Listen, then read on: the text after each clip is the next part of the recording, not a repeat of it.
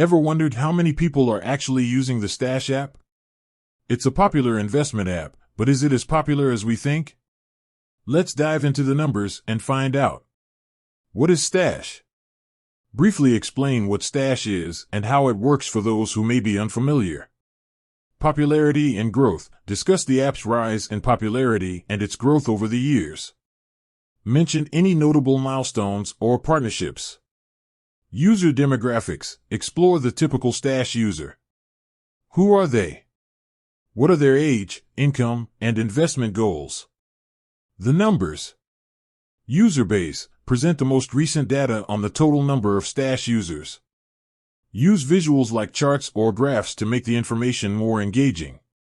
Growth rate. Discuss how the user base has grown over time. Is it accelerating, decelerating, or remaining relatively stable?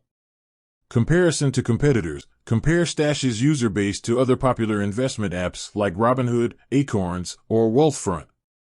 This will provide context and help viewers understand Stash's position in the market. Factors affecting user growth. Marketing and advertising. Analyze Stash's marketing strategies and how they have contributed to user growth. Discuss successful campaigns or partnerships. User experience. Explore the app's user interface, features, and overall experience. How does this impact user satisfaction and retention? Economic factors. Discuss how economic conditions, e.g., market volatility, interest rates, can influence the popularity of investment apps like Stash. User engagement and activity. Active users. Present data on the number of active users, which indicates how often users are using the app. Average investment amount. Discuss the average investment amount per user and how it has changed over time. User behavior. Analyze user behavior patterns, such as the types of investments they make, how frequently they trade, and their overall investment strategies. Future outlook.